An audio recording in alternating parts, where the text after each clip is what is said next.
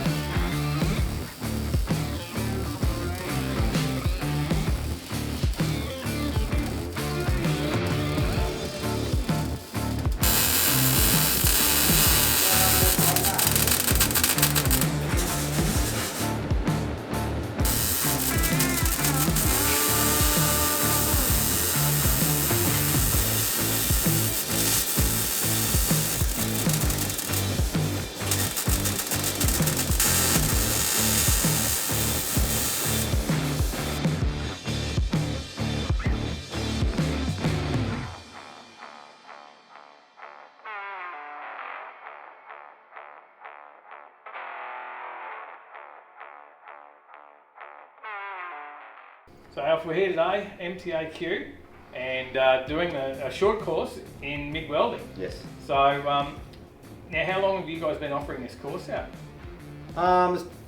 Since I started, I think it's probably about 5 years. 5 years. Yeah. There you go. Because it's pretty ideal for what I'm here as a novice, never laid a weld down. Yeah. And that's perfect. You did it right. I did it right. That's good. Oh yeah, for someone that hasn't welded before, yeah. But that's perfect. Anyone can come along, obviously, because I've just done it. Yeah. With no experience, just want to do it. No experience, man. I've had accountants, lawyers, a copper. Yep. So they never had any welders want to tinker around, and a lady wanted to do like garden art. You know, you make those birds and whatever. Yeah, so I mean, it's just Perfect. And you've taken us through the setup, the settings, our PPE, obviously the safety side of things. Safety side is a big one, man. Yep. I think Tyler's slightly burnt himself as well, so we don't want to say that. we know, keep your gloves on. You got to treat everything like it's a squillion degrees. Yes. That's how you got to, think. Lucky it was only minor. Very quick. Yeah, it really doesn't take much. It's, everything's good. Even with those gloves on, even with that power glove, I can still feel that heat coming through. So yeah, you always got to be mindful. Safety, really. Yeah. And then when we get back home, that's the bit that we've got to watch for, right? Is that safety? Like, it's probably a bit easier here where you can keep an eye on everybody. Yeah, well, we've done the risk assessment here. So, like in that boot, other than that aerosol can, nothing was going to ignite or blow or catch on fire. Yep.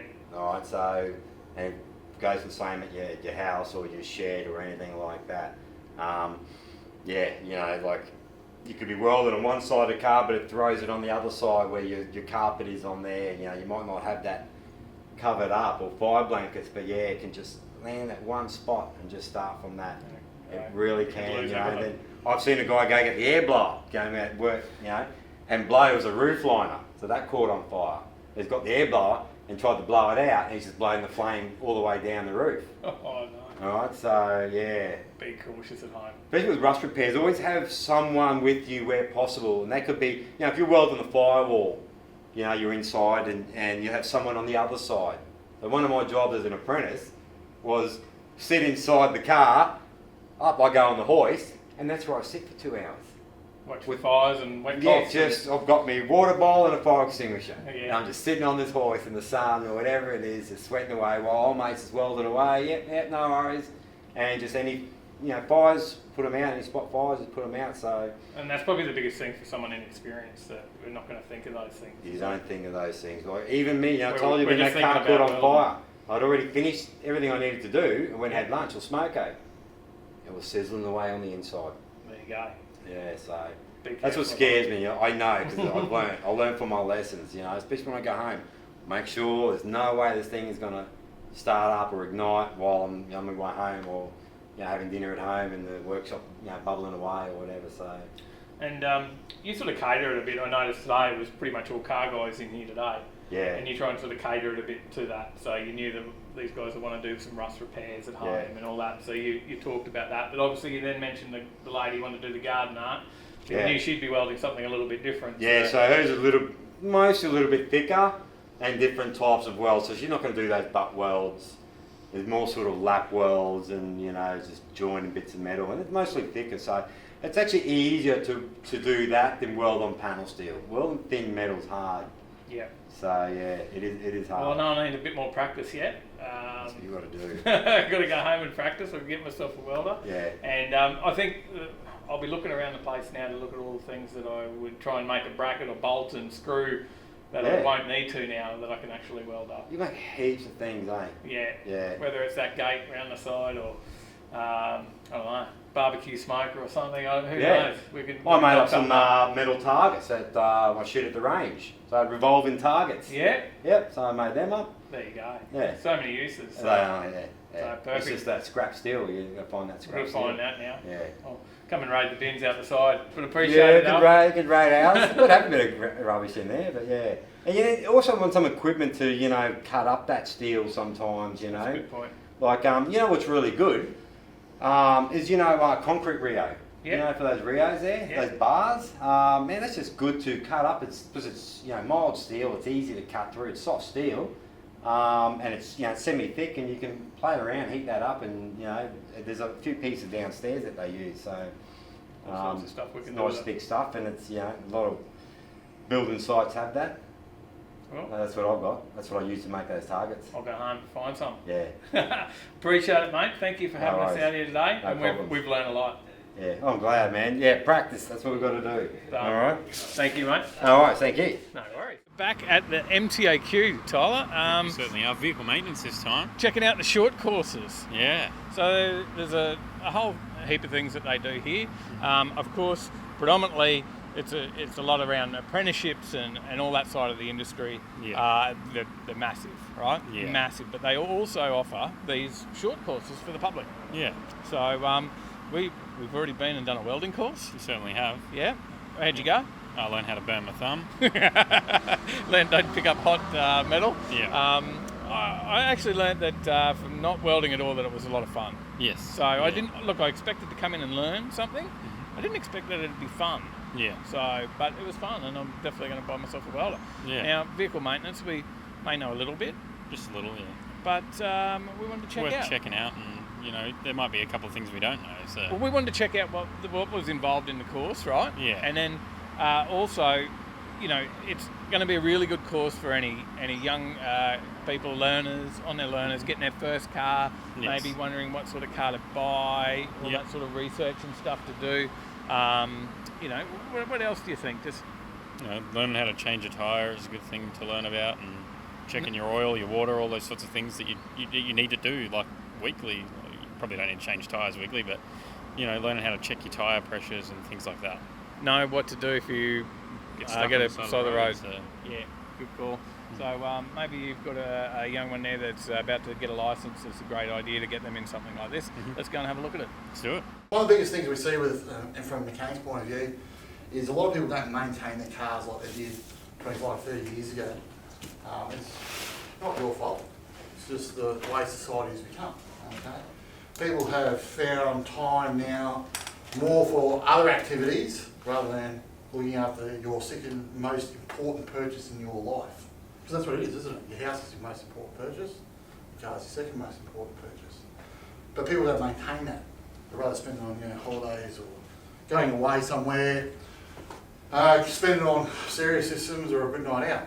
Okay, so this is why we've started doing these maintenance courses. It's also a bit of safety too, especially if you're working around cars or if you want to do a bit of maintenance to make sure that your car's going to last. If you're going away somewhere, you don't want to be broken down on the side of the road, out in the middle of nowhere, wondering what the hell you're going to do next. Okay, so we're going to teach you a little bit today about that maintenance course. Okay. What is maintenance? Well, maintenance is basically doing preventative work prior to actually making, when you're going for, say, a trip in your car. Okay. Now, how many people here, put up your hands, I always like to ask this question, how many people here actually check their tyres on a regular basis? One person, maybe two people, maybe three? Yes. Yeah, what's regular? That's about right. Okay, so out of the half the class, a lot of people don't check their tyres. That's one of the most basic right things you should be doing every week. Okay, if you drive to most service stations and fill up your petrol there, you can fill up your tyres there too, but people don't. Okay, and this is a problem we see. And then, even little checks like that can make your car last a lot longer. Okay, it can also affect things like your fuel economy. We all know what the price of fuel is today. It's quite expensive. Okay.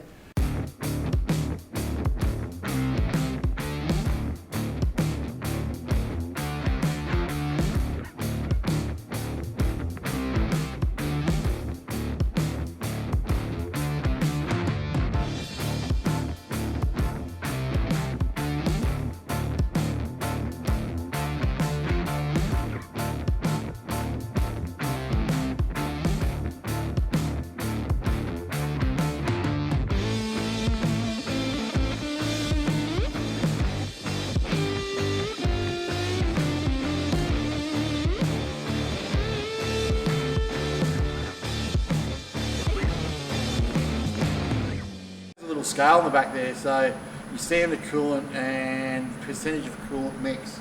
So I said the ideal one's 50-50. This will actually also tell it as well. So simply you just grab this little luminous paper so you can see the different colours there. It's like a pH tester for your pill. You dip it in there, okay, and then you can actually check it. A lot of mechanic shops actually use this to tell you the coolant's worn out. It's an easy way of doing it. That is, so you can see it's sort of about 50-50 there, and you can see it's actually probably closer to that. It's not too bad. Okay. Okay. Now, as you notice that he's getting it, one thing I like to check when you're doing it is make sure if it's starting to clear the ground, you'll be able to spin the wheel. now. Yep. Right. Now, as you know, Rusty hasn't put any car of his body underneath the car. Because that jack up has come down, he'll go the other way. They're basically a fin up to 10 nearly, those jacks. Yeah. That's I wouldn't rely, you know. I wouldn't keep pressed car up on it. metal. It's all just folded up to be strong, just to do that, not to do anything else. What I like to do once to take the tyre off, right, so this is a big flat tyre. First thing you're going to do is put it underneath the car like that, right? Even still, even with the tyre underneath there like that, I don't classify that as safe.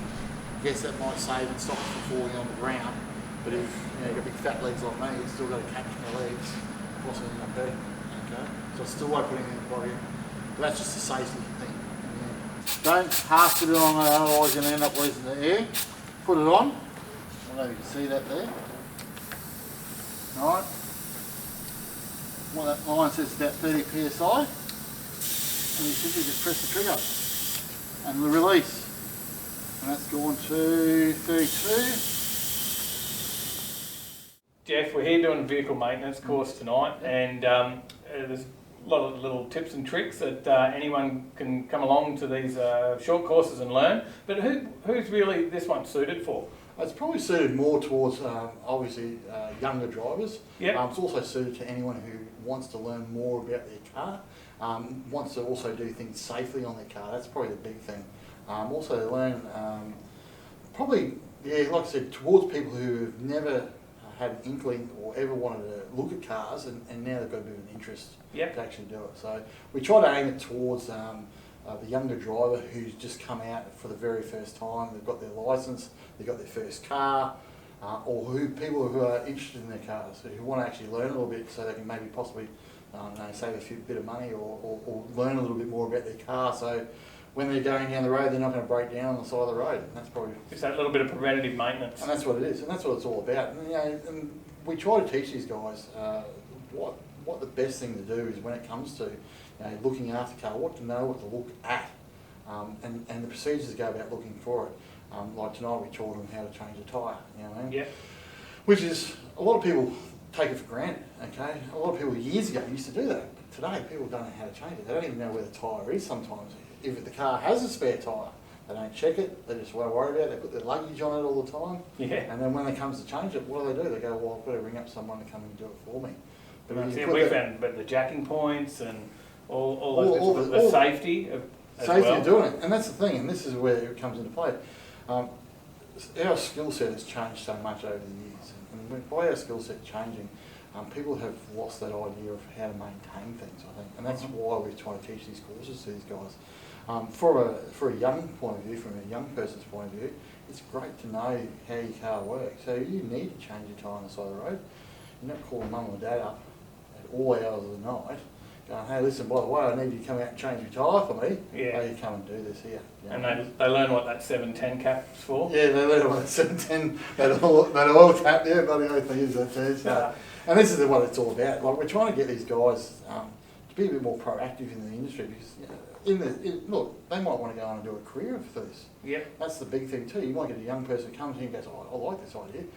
This might be a career path for them too. You know what I mean? So this is a bit of a learning thing where they can come in and have a little bit of play. They can look underneath the bonnet. They might learn a bit about the cars themselves, learn how the different systems work, and then they can actually, they might want to go down that path for a career, or at least they know how to do the maintenance side of it. And at least know how to check the oil, check the fluids, check this, check where the battery is, change the wheel. You know what I mean? So they can learn all that as well, and learn a little bit about servicing. Bit about oil as well, okay. A bit about the different coolants, how to check coolant, stuff like that as well. So yeah, no, it's pretty important, and I think we spoke about it earlier that there's a lot of people over the years. This was sort of passed down from their dad or whoever in the family, would do it.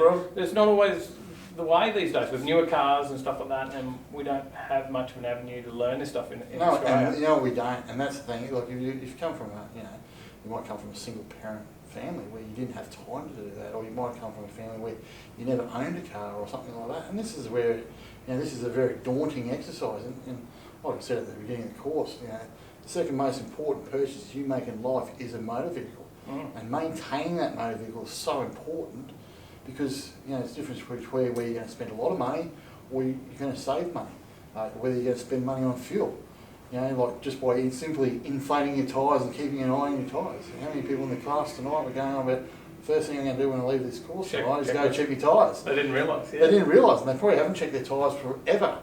You know, the first time they check it, it's usually flat on the ground, and then they go to put the spare on, it's flat as well. So they haven't checked that as well. So these are things we're trying to instill in these people, and it's a generation thing. Because years ago, when I was a young fella, we were drilled into us: you must do this, this, and this. You know, and now, people go, well, take it to a mechanic. But if you can save a bit of money by doing some of the stuff you can take to a mechanic and get him to do it, and you do it at home, you're going to be better off overall. Yeah, well, I was also surprised about the amount of questions around fuel. So all the different petrols and people are confused about that, right? So and there is, because the problem we have with fuel, and people do put fuel, they just go, I'll just put fuel in the car.